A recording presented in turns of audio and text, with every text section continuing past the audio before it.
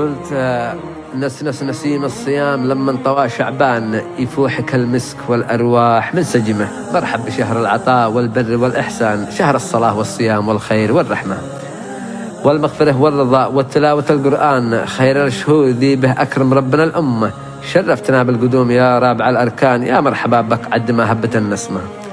أهني الأصدقاء والأهل والأخوان وكل الأحباب، أهني كل من باسمه وادعوهم الكل نمضي في رضا الرحمن، ونحمد الله على ذا الفضل والنعمة.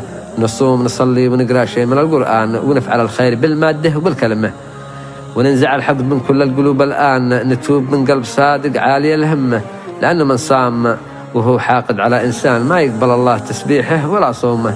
لا بد نتصافح الأرواح والأبدان لما تصير القلوب أصفى من النجمة.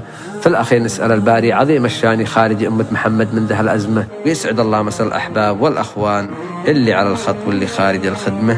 وسلامتكم، مع تحيات أبو أنس النعم.